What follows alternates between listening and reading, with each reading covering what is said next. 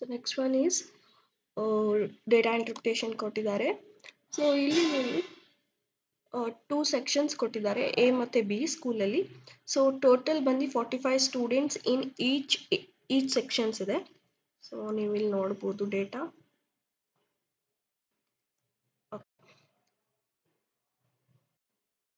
Class intervals 0 to 9, 10 to 19, 20 to 29, 30 to 39, 40 to 49, 50 to 59, 60 to 69, 70 to 79.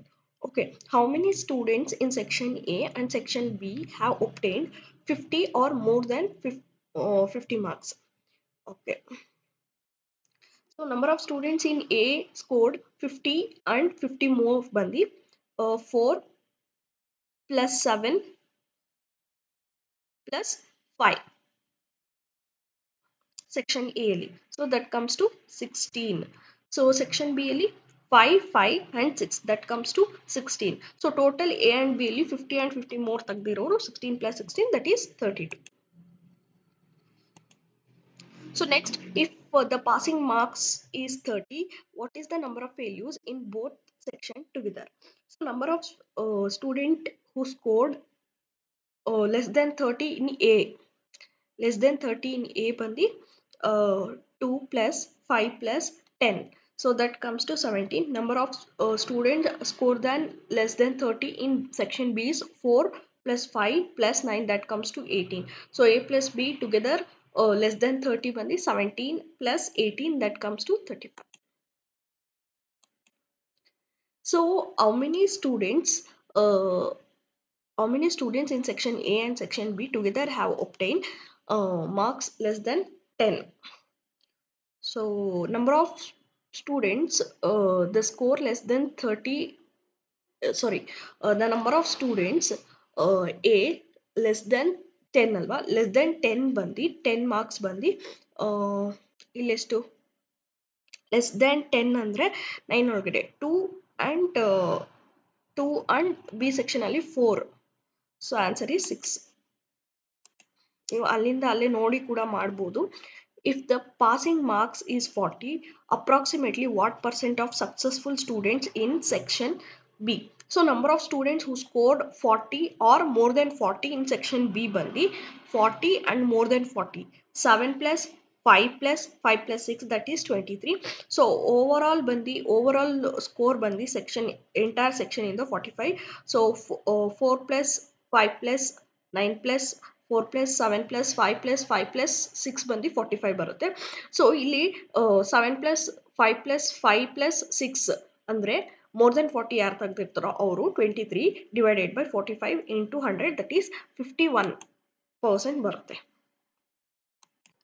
So next number of student ಏನಕ್ಕೆ number of student less than 50 30 or more than marks and but less than 50. So 30 ಮೇಲ್ಗಡೆ 50 ಒಳಗಡೆ ಯಾರು ತೆಗೆದಿದ್ದಾರೆ number of students ಅಲ್ಲಿ section A ಅಲ್ಲಿ.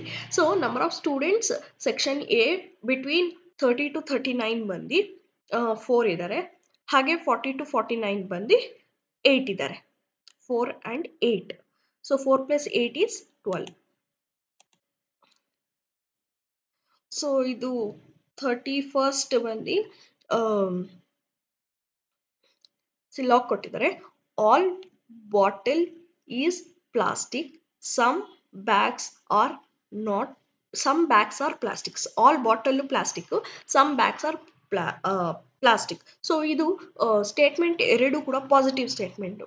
Conclusion ನೋಡಿ, conclusion ಎರಡು ಕೂಡ ನೆಗೆಟಿವ್ ಇದೆ, ನಾಟ್ ಇದೆ. So some bags are not bottle, some plastics are not bottle ಅಂತ ಕೊಟ್ಟಿದ್ದಾರೆ. ಸೊ ಅದಕ್ಕೆ ಆನ್ಸರ್ ಬಂದು ನನ್ ಫಾಲೋ. ಸೊ ಇವಾಗ ಸ್ಟೇಟ್ಮೆಂಟ್ 1 ಪಾಸಿಟಿವ್ ಇದ್ದು ಸೆಕೆಂಡ್ ಸ್ಟೇಟ್ಮೆಂಟ್ ನೆಗೆಟಿವ್ ಇದ್ದಾಗ ಸಮ್ಟೈಮ್ಸ್ ಅದನ್ನು ನಾವು ಕನ್ಕ್ಲೂಷನಲ್ಲಿ ಪಿಕ್ಚರ್ ಡಯಾಗ್ರಾಮ್ ಡ್ರಾ ಮಾಡಿಬಿಟ್ಟು ನೋಡಿ ಆನ್ಸರ್ ಮಾಡ್ತೀವಿ. ಬಟ್ ಇಲ್ಲಿ ಏನಾಗಿದೆ, ಎರಡೂ ಸ್ಟೇಟ್ಮೆಂಟು ಕೂಡ ಪಾಸಿಟಿವ್ ಆಗಿದ್ದು ಕನ್ಕ್ಲೂಷನ್ ನೆಗೆಟಿವ್ ಇದ್ದರೆ ಅದು none of the above will be not be followed. So next is 32. Assumption of unperceived fact in order to conceal two apparently inconsistent perceived fact is known as Indian logic as. So 32 bandi B. Upamana, comparison,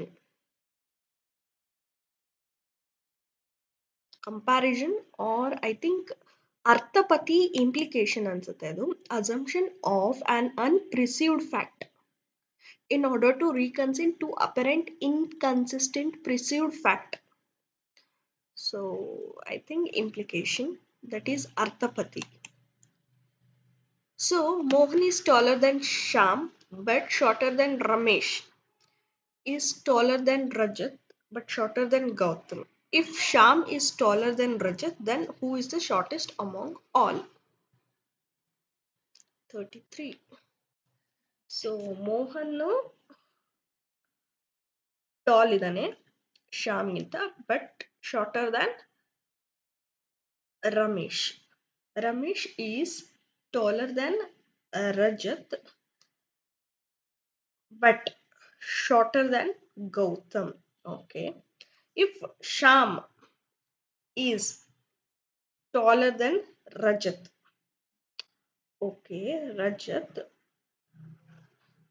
taller than Rajat, okay, taller than Rajat, then the shortest among all.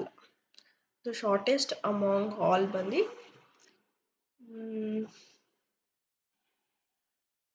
Rajate last ಬರ್ತಾನೆ. Gautam. So Gautam first, Ramesh second, and Mohan third, and Sham fourth, and Rajat ಕೊನೆಗೆ ಬರ್ತಾನೆ. Okay, ಇದು coding ಕೊಟ್ಟಿದ್ದಾರೆ. Coding ಮಂದಿ, if certain code HLMKN is coded as NJNPM, then what would be the code for HDFKJK? So HLMKN is coded as NJNPM. So H plus 2 bandi N ಆಗುತ್ತೆ, L plus 2 ಬಂದು J ಆಗುತ್ತೆ, M plus 1 ಬಂದು N ಆಗುತ್ತೆ, K plus 2 ಬಂದು P ಆಗುತ್ತೆ, N plus 2 ಬಂದು M ಆಗುತ್ತೆ. So ಇಲ್ಲೂ ಕೂಡ ನೆಕ್ಸ್ಟ್ ಕೂಡ ಹಾಗೆ ಕೋಡ್ ಸೇಮ್ ಪ್ಯಾಟರ್ನ್ ಅಲ್ಲಿ ಕೋಡ್ ಮಾಡಬೇಕಾಗುತ್ತೆ. H plus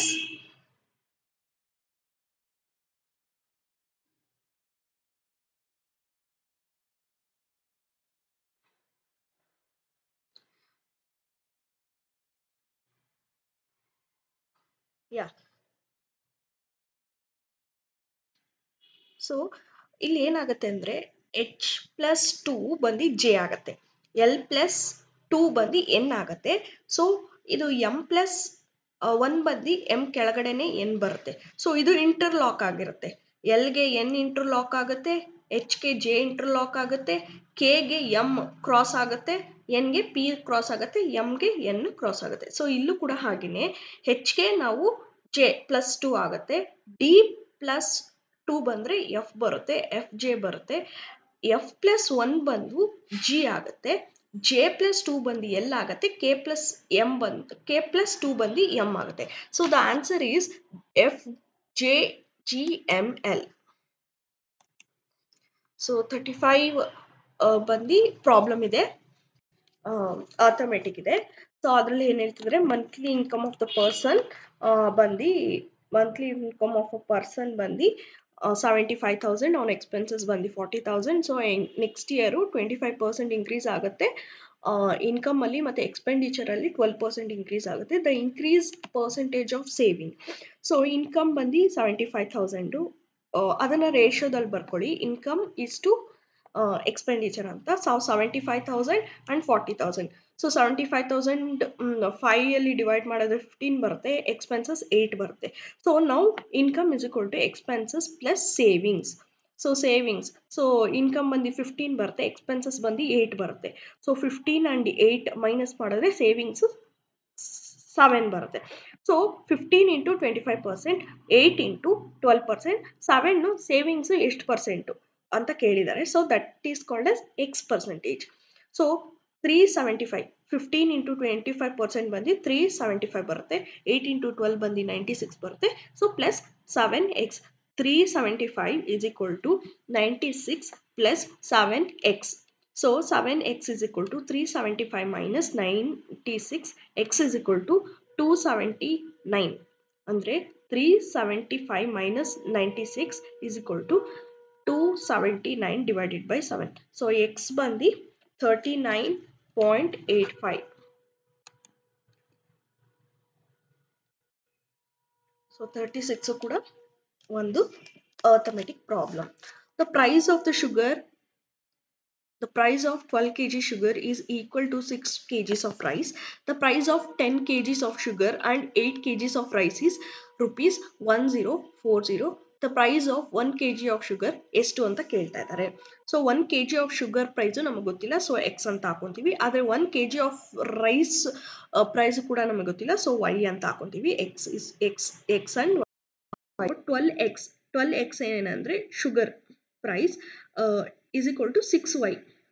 so 2x is equal to y ಬರುತ್ತೆ, ಯಾಕಂದರೆ 6 1s 6 2s 12 ಬರುತ್ತೆ. 2x is equal to y, that is 1. So next is 10x plus 8y is equal to 1040. 10x plus 8 into 2x is equal to 1040. 10x plus 16x 8 2s 16. So ಅದನ್ನು 16x is equal to 1040. So 10x plus 16x comes to 26x is equal to 1040. So x is equal to 1040 divided by 26. x ಏನು ಬರುತ್ತೆ 40 ಬರುತ್ತೆ. So 1 kg of sugar price 40 rupees. So average age of 3 boys is 22 years. If the ratio of their ages 6:9:7, then the age of the youngest boy is dash ಅಂತ ಕೇಳಿದ್ದಾರೆ. So ಮೂರು ಹುಡುಗರು ಇರ್ತಾರೆ. ಅವ್ರ average age ಬಂದು 22 years ಆಗಿರುತ್ತೆ. So ಅದನ್ನು ರೇಷಿಯೋದಲ್ಲಿ ಹೇಳೋದಾದರೆ 6:9:7 ಅಂತ ಹೇಳ್ತಾ ಇದ್ದಾರೆ. ಸೊ ಹಾಗಾದರೆ ದ ಯಂಗೆಸ್ಟ್ ಬಾಯ್ ಏಜ್ ಏನು? The concept is total is equal to average age into number of boys age alva. So average age ಬಂದು 22, total age ಬಂದು 66 years of 3 boys. So let 6a 9a 7a 6a plus 9a plus 7a is equal to 66. 22a is equal to 66. A is equal to 66 divided by 22, that is a is equal to 3. So the youngest age of a boy is 3 into 6. 3 6 are 18 years. Very simple arithmetic questions idu.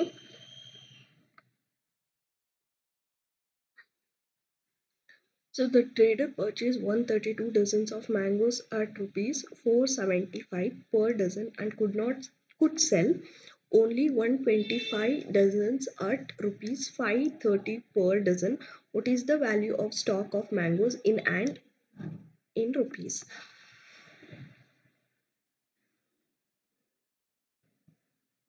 So 132 dozens of mangoes na 475 ಗೆ ಮಾರಿರ್ತಾರೆ. ಹಾಗೆ sold ಆಗಿರೋದು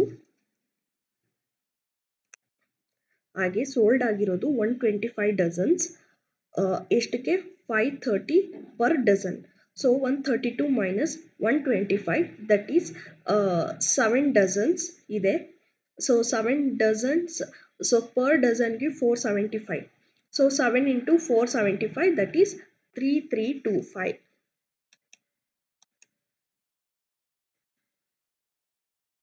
so sequence of numbers ಬಗ್ಗೆ ಕೇಳಿದ್ದಾರೆ. Sequence of numbers ಬಂದು 7 9 13 19 27 36 49. So 7 plus 2 9, 9 plus 4 13, 13 plus 6 19, 19 plus 8 27, 27 plus 10 36 ಅಲ್ಲ, 27 plus 10 is to 36 is a wrong one.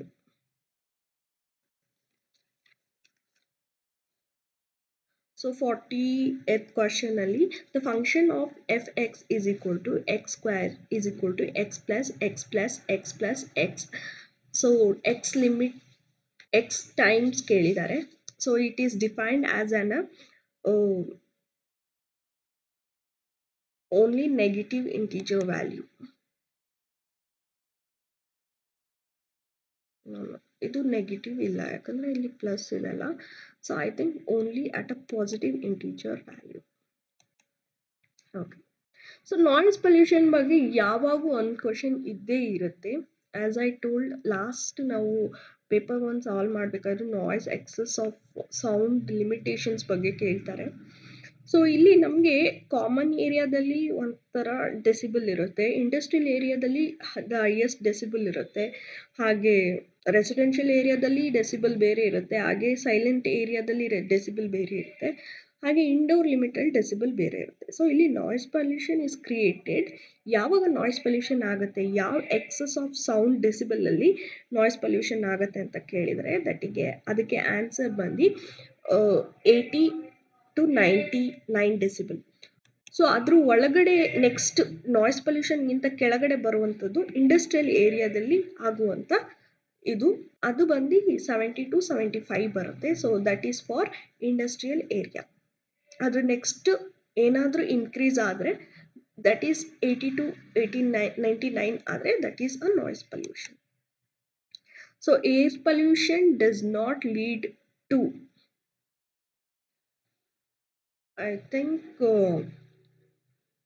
a gastrointestinal disease.